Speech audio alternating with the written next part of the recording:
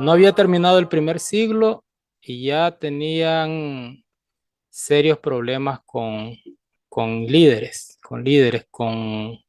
predicadores, con ministros, con pastores. Ustedes no sé si notaron cuando hice unos comentarios acerca de la epístola a los romanos, que Pablo, hablando de personas líderes, predicadores, ministros, y diciendo, nos estamos desviando de la doctrina. A los Gálatas le dice, estoy maravillado de que se han apartado tan pronto del evangelio al que fueron llamados. Y en segunda de Juan, ya conocen el versículo 9, dice el que se extravía y no persevera en la doctrina. Y no quiero que estén pensando, porque alguna vez nos han insinuado que ahí se refiere a, a personas ajenas a la iglesia, o sea, enemigos de la iglesia desde afuera. No, no está hablando del Imperio Romano. En la mayoría de los casos, estos versículos, estos pasajes, tanto el apóstol Pablo como el apóstol Juan está hablando de lo difícil que es tratar con otros hermanos, con otros predicadores, incluso con otros apóstoles, con otros ministros.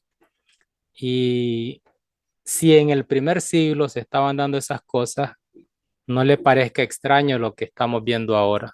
Si es que lo estamos viendo, a menos que usted nunca haya visto un pleito entre predicadores. A ver, levante la mano, ¿quién nunca ha visto un pleito entre predicadores? Estamos viendo introducción al estudio del Nuevo Testamento y nos pasamos de Evangelio sinóptico al Evangelio de Juan, después a la carta de Pablo a los Romanos y ahora estamos dando un salto hasta primera, segunda y tercera de Juan. ¿Por qué estamos dando un salto hasta allá? Porque principalmente la primera carta de Juan del apóstol, algunos afirman que fue una previa del Evangelio según Juan, un anticipo, una preparación para presentar el glorioso sustancial que hay en el Evangelio según Juan. Otros dicen que no, que ya cuando se escribió esta primera carta, ya supone el hecho de que se había escrito lo que se conoce como el cuarto evangelio. Pero hay variedad de opiniones. Algunos dicen que la segunda fue más bien primera, que la primera fue segunda, que la tercera fue antes. La verdad que analizando las cartas, no hay necesidad de definir exactamente cuál fue primera y cuál fue última. Entonces me llama la atención que hay una cátedra de parte del apóstol Juan para explicarnos en qué consiste la comunión. ¿Cómo nos dicen hoy el significado de comunión? Si estás de acuerdo conmigo, estamos en comunión. Si no estás de acuerdo conmigo, te corto de comunión, ¿sí o no? Y una iglesia entera ha cortado de comunión a otra iglesia. Y un predicador ha cortado de comunión a un grupo por su propia cuenta. ¿Y qué es comunión? A veces nos sentimos capacitados para servir en la iglesia, pero cuando somos instruidos por la tradición de nuestros hermanos, de los más viejitos, y por lo general, lo que ellos entienden por comunión, así también nosotros lo vamos explicando, lo vamos asimilando, y se armó la cadena. Y lo que decía el apóstol Juan en la primera carta, ¿quién lo toma en cuenta? Porque en la primera carta hay una cátedra completa acerca de la palabra comunión. ¿Cómo es posible obtener, conseguir y permanecer en la comunión? Y es lo que en el video que ya les mandé el formulario, ahí ustedes quiero que analicen esa parte. Quiero que vean el bosquejo, quiero que vean la síntesis que se hace. El video es bastante corto y por muy corto que sea, no significa, lo voy a ver en 5 minutos y ya resolví las preguntas. Me daría mucha lástima si están haciendo eso. Es corto para que no les resulte aburrido, sí, pero sí que puedan analizar. Son poquísimos capítulos, primera, segunda y tercera de Juan. Y si ustedes ven ese video como una guía, como la estructura que se puede obtener de lo que escribió el apóstol Juan, ustedes pueden aprovechar esa enseñanza joánica. Me gustaría también que investigaran a qué se refiere con la comunidad joánica. En comentarios, tanto de aquella época como comentarios o libros recientes de autores de mucha reputación, ustedes van a leer en más de una ocasión que alguien dice comunidad joánica, comunidad paulina. La verdad es que era muy diferente. El apóstol Pablo muy, muy diferente al apóstol Juan. Ya mirábamos algunas características en las que fue obligado el apóstol Pablo por defender su ministerio, que era muy poco comprendido por gente de reputación, de renombre en aquella época, y lo miraban como un estorbo a la predicación, como un estorbo a, a la fiel doctrina del Señor Jesús, porque cada persona que defiende su propio punto afirma y asegura que es la doctrina del Señor Jesús lo que él cree.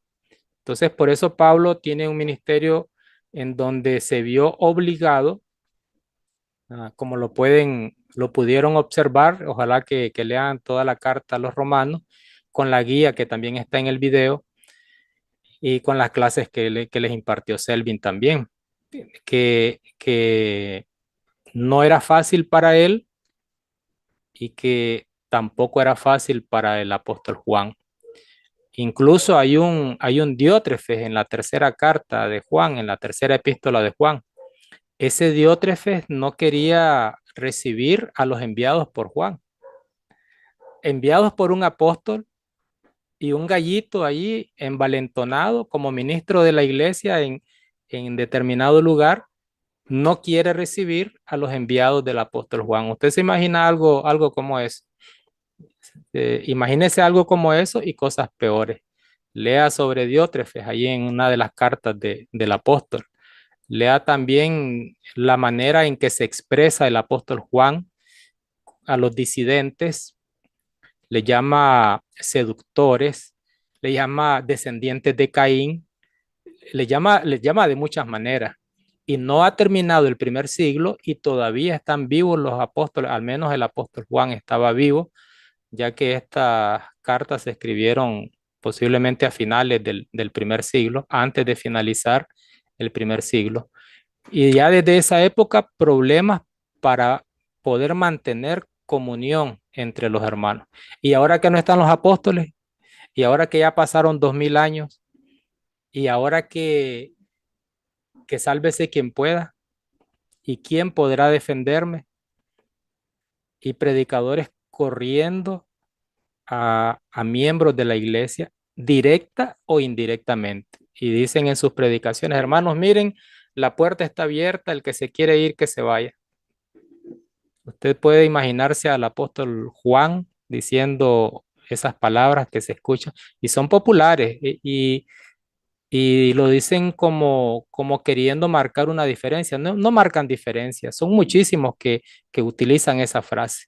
Ahí está la puerta, mi iglesia, así se expresan. Cuando están diciendo ahí está la puerta, el que se quiera ir, que le vaya bien, iglesia de él.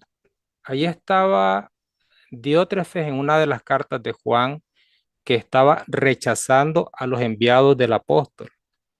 Yo mismo les he dicho a ustedes que no podemos dirigirnos o referirnos a los apóstoles como si fueran dioses, como si fueran perfectos, como si hasta el modo de caminar fuera inspirado por Dios, que cada respiración sea por voluntad. Yo mismo he dicho que no hay que verlos así, que hay que verlos como lo imperfectos que eran. Lo que pasa es que choca porque uno supone que la santidad de ellos eh, era casi, casi igualita al Señor Jesús. Y peor cuando Pablo dice, imítenme a mí como imito yo a Cristo. Entonces ya nos queda la idea, en esa época que los tenían de frente a los apóstoles, habían unos que los estaban resistiendo y habían muchos que estaban perdiendo la comunión con el cuerpo de Cristo, la comunión con el Señor Jesús, la comunión con el Padre y y está el punto que les mencioné al inicio, está el punto en el que yo les decía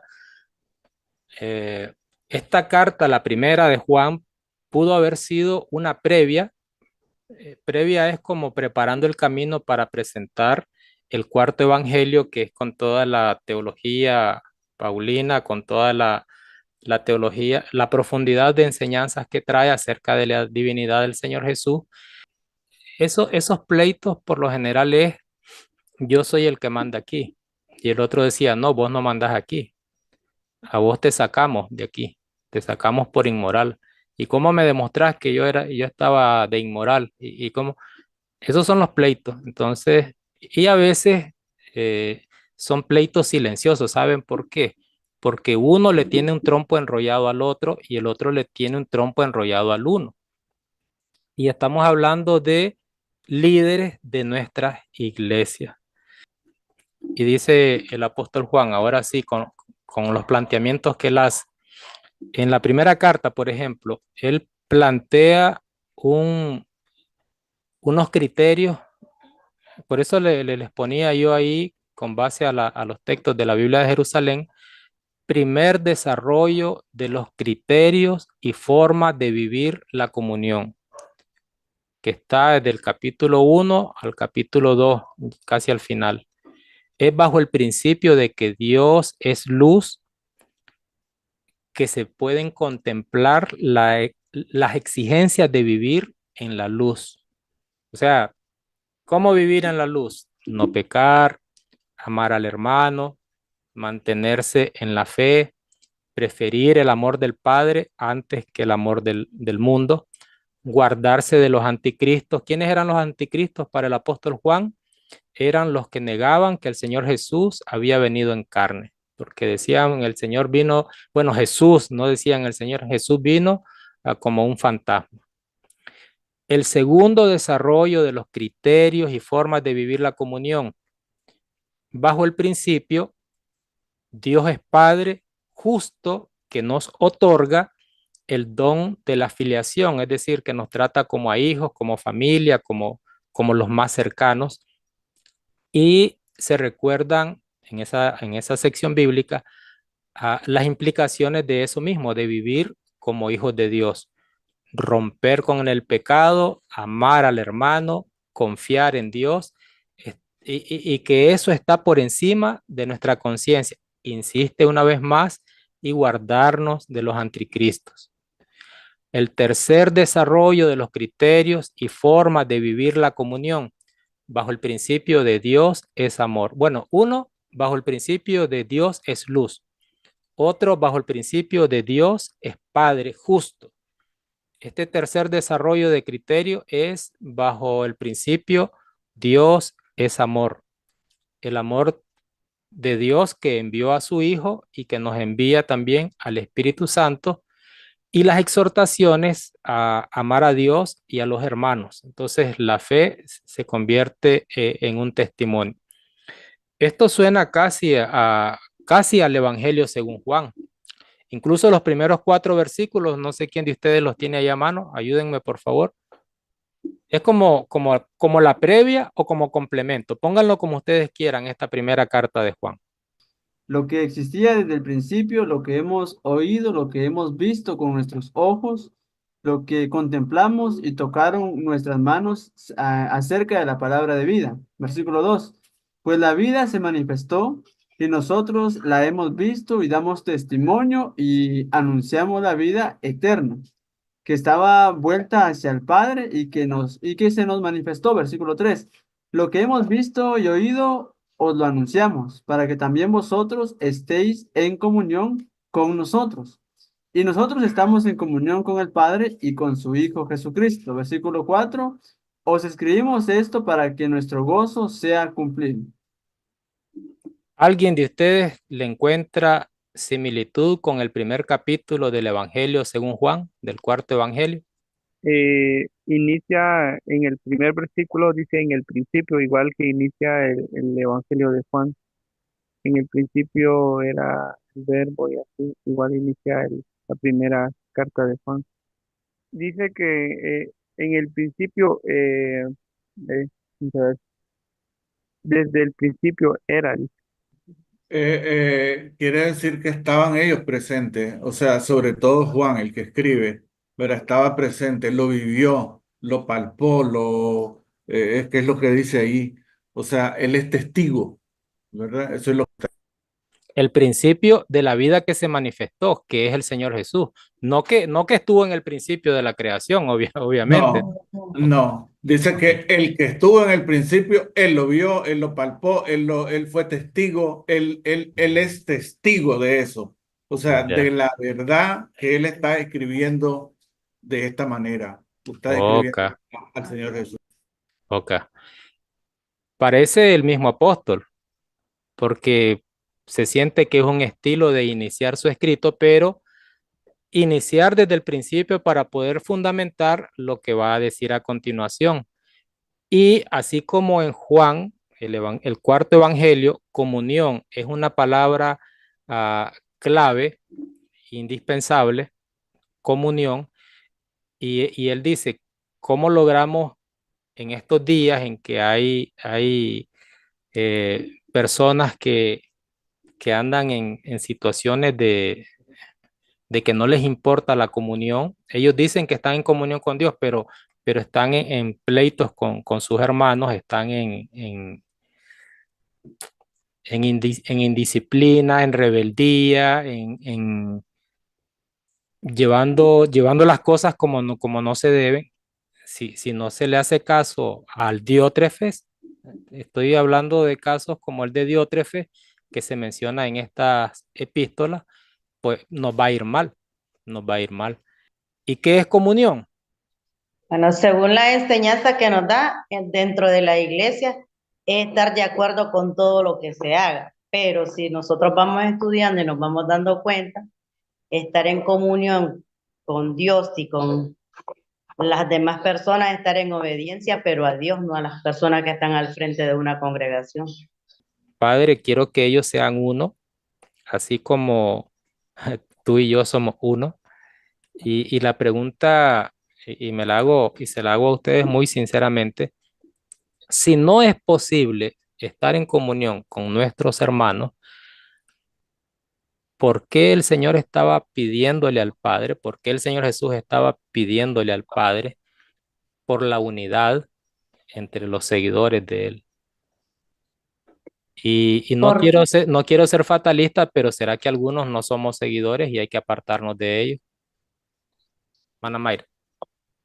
hermano, bueno, en lo que yo he observado en mi entorno, en lo poco que he conocido, es que muchos de los hermanos pelean a veces por poderes, por el liderazgo.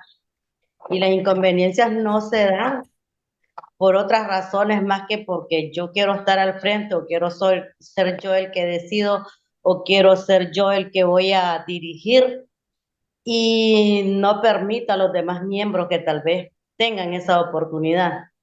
Una es. Y otra de que pienso y creo, si estamos conscientes de la palabra de Dios, que si hay una inconveniente es porque en realidad no nos estamos dejando guiar del Espíritu Santo, no estamos siendo seguidores de Dios. Y al no estar siendo seguidores de Dios, no somos cristianos, aunque yo esté en un grupo de la iglesia de Cristo.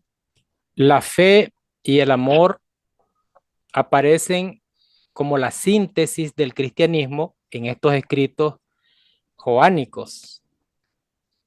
La fe y el amor. El autor habla de la promesa de la vida eterna y de la parte escatológica, futurista, que es la segunda venida del Señor, pero considera ya como presente el don de la comunión, el don de la comunión. El Señor Jesús, este mismo Señor que escribió estas epístolas en el capítulo 17 de Juan, está narrándonos la oración del Señor Jesús, que sean ellos uno, como tú y yo somos uno. Y en estas epístolas de Juan, pues se nota que también ese tema de la comunión, para poder estar en comunión con el Padre, tenemos que estar en comunión con nuestros hermanos. Pero igual estos escritos de Juan hacen referencia al hecho de que un grupo ya se ha separado de la comunidad. Estos disidentes son influenciados por el espíritu del error, menciona la carta en el capítulo 4, versículo 6. y los califica de anticristos a unos y bueno, a ellos mismos también los califica como seguidores de Caín. ¿Por qué le llaman seguidores de Caín? Porque no aman a sus hermanos. Yo recuerdo las primeras clases que recibí de las epístolas de Juan y me decían el apóstol del amor, que el amor aquí, que el amor allá, que él solo le interesa. No, no, no, no. O sea, me limitaban. Claro, yo tenía la Biblia ahí y culpa mía si creí lo que me decían, pero es algo más que eso. Es algo más que eh, hay amor, entonces agacho la cabeza. Hay amor, entonces dejemos así las cosas. Hay, y el amor a Dios y el amor a las almas que se pierden cuando se presentan estas situaciones peligrosas. Y Juan no estaba que, ay, yo soy el apóstol del amor. Amémonos, hermanos. Esos que odian a sus hermanos, yo los... no, él fue duro también. Le llama seguidores de Caín. Le llama anticristos, porque la doctrina de Cristo no tiene nada que ver con con esas envidias, espíritu de, de altanería, de espíritus de Diótrefe, diríamos. Ahí está el caso de Diótrefe, que es el que él señala con nombre públicamente, no lo dice como si fuera un gran secreto. Era conocido por toda la actitud de él como líder.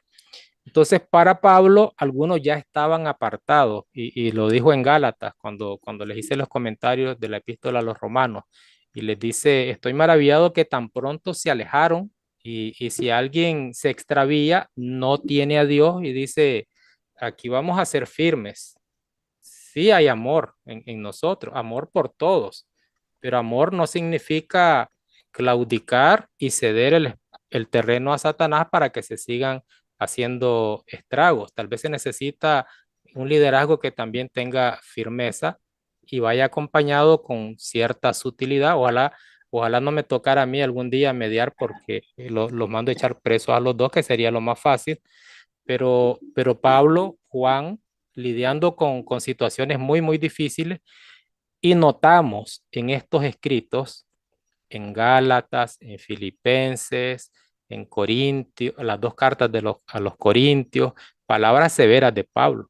Ojalá se mutilasen los que escuchen, ojalá se mutilasen los que los perturban. Entonces, hay amor, sí, hay amor por los pequeñitos que están sufriendo las barbaridades que son consecuencias de esos pleitos por gente que se cree muy madura, pero que deja mucho que desear.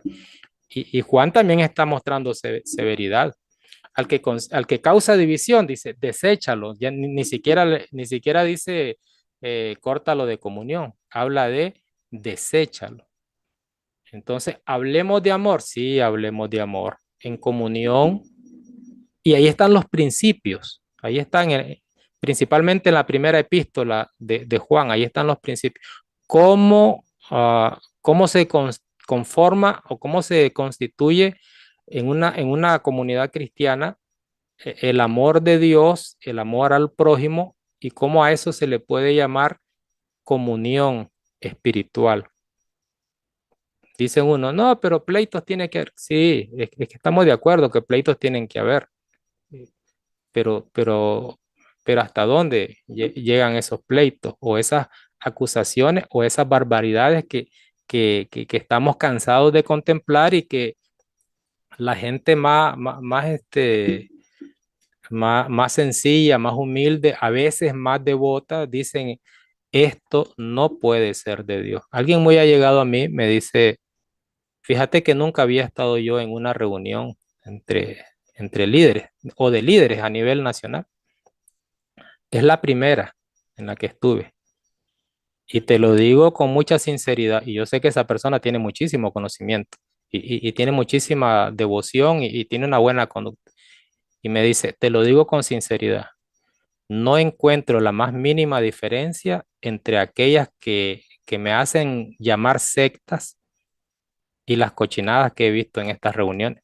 Y no estamos hablando de personas que, el grupo de jóvenes que son chavaladas, que no, hablando de hombres con 20, 30 y 40 años de trayectoria como líderes, como de, y yo no voy a decir todos somos diótrefes, no, pero, y tampoco estoy diciendo toditos los que conozco, no estoy a ese extremo, pero por lo menos la persona que me dijo eso, y yo digo, pues es lo mismo que está diciendo Juan, o sea, eh, ¿en qué consiste la comunión?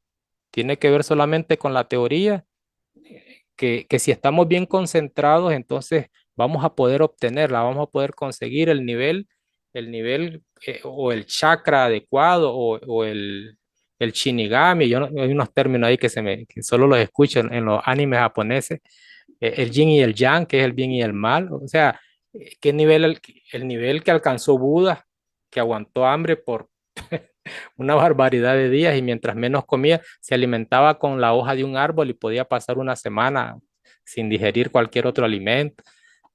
O sea, teoría, psiquis o la práctica, dice el apóstol Juan. ¿De qué vamos a hablar? ¿De qué estamos hablando cuando hablamos de comunión? Y están las tres maneras de presentarlo, con la base de que Dios es luz, con la base de que Dios es Padre, con la base de que Dios es amor. ¿Cuál es la que se debe aplicar? ¿O cuál es la que popularmente nosotros nos han enseñado? ¿Y qué es comunión? ¿Qué es comunión? Es la pregunta. ¿Se puede tener la comunión en cualquier ambiente o realmente estamos obligados? Y no les estoy sugiriendo, mire, cámbiense de iglesia, váyanse a esta otra, porque a donde vayan es lo mismo, a donde lleguen. El punto es, son 2000 años en los que casi no se habla o no se hace un plan, no se forma un plan para poder conseguir esos elementos que menciona Juan, al menos en la primera epístola, que es a la que más énfasis le estoy haciendo, porque es como complemento del Evangelio o como una síntesis del Evangelio. Tanto que al final del libro, al final de esta carta, hay una sección que así se llama, resumen de la epístola. ¿Qué propone Pablo? ¿Qué propone Juan? Aunque eran diferentes ellos. Pienso que eran diferentes tanto Pablo como Juan por el contexto en el que desarrollaron sus ministerios.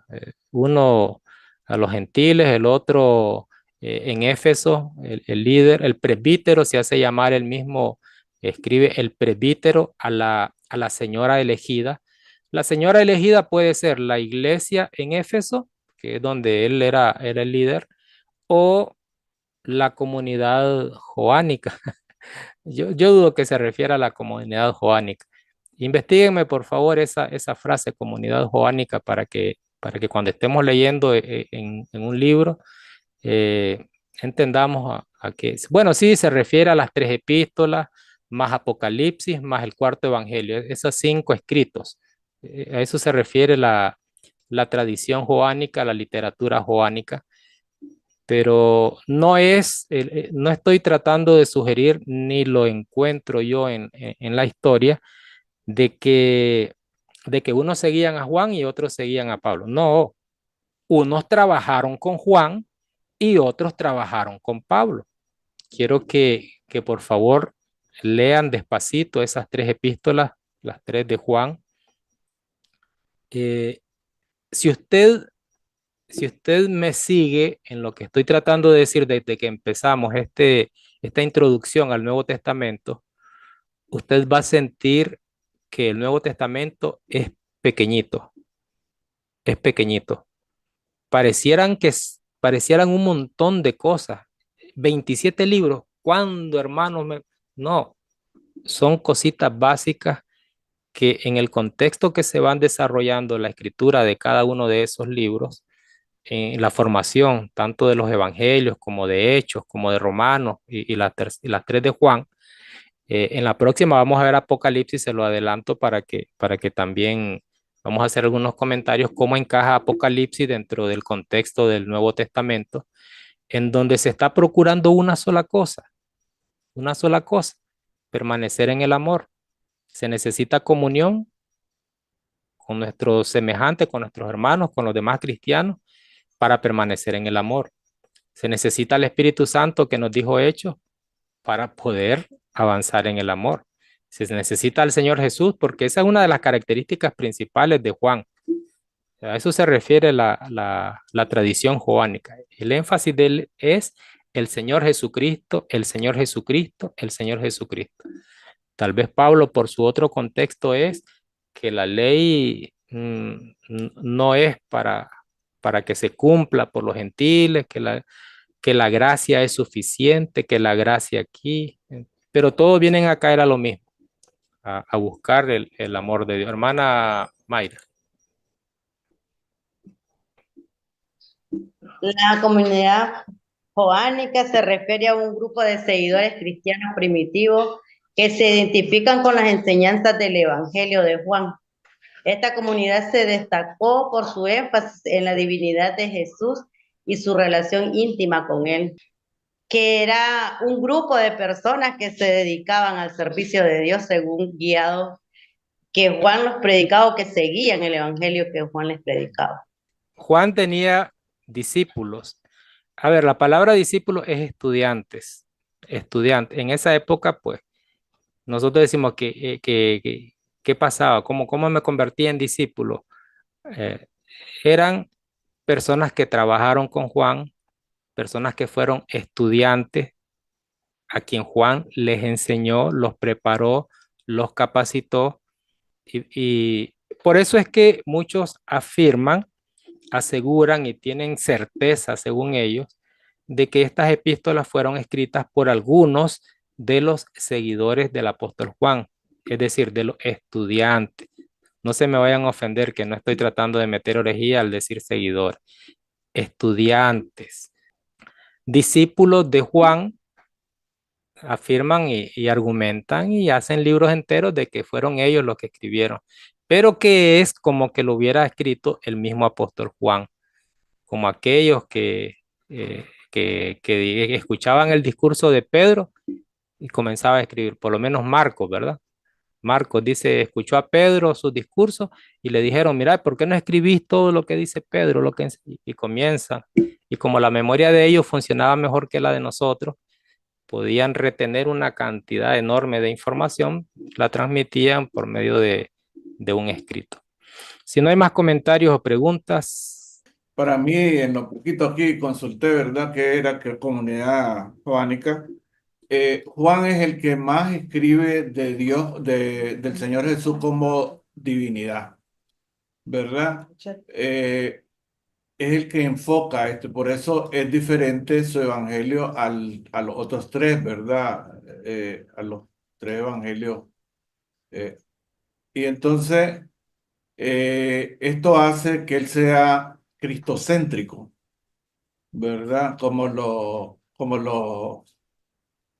Los del negocio dicen que son cristocéntricos. Entonces se apegan a lo que Juan escribió, ¿verdad?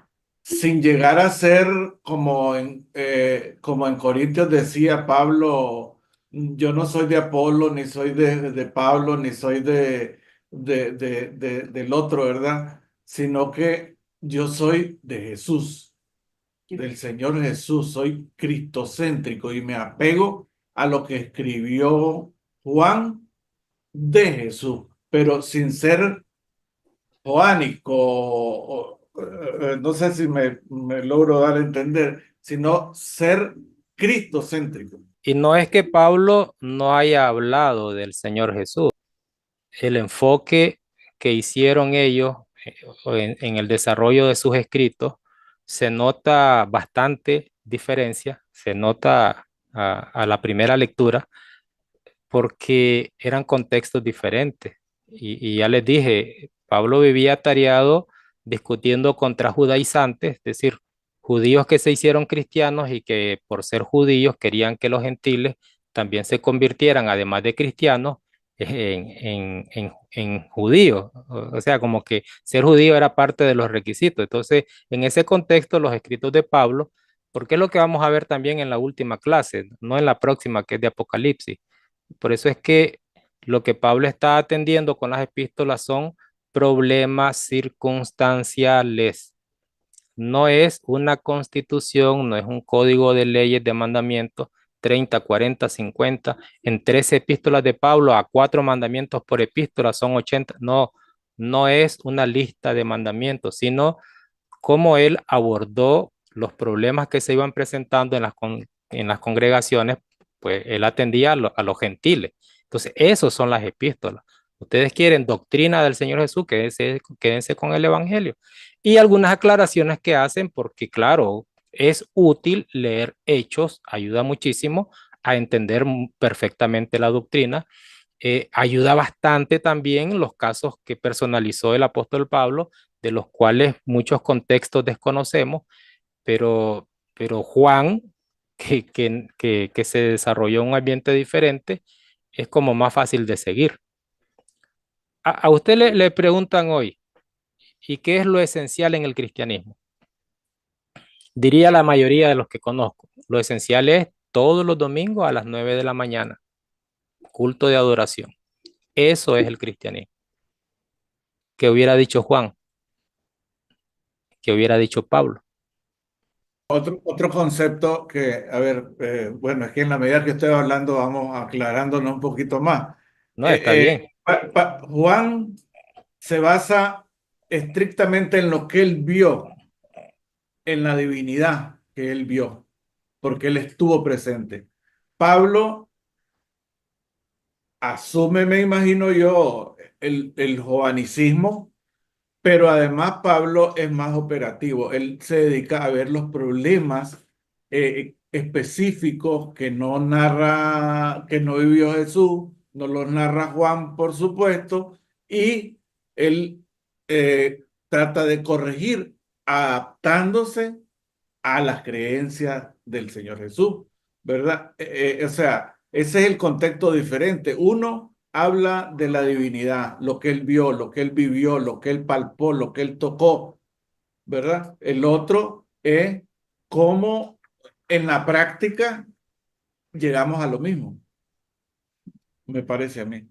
Sí, sí. A ver, no es solamente la demostración de la divinidad del Señor Jesús. Por ahí parte, porque así es como él arranca el Evangelio según Juan y así como arranca la primera epístola de Juan.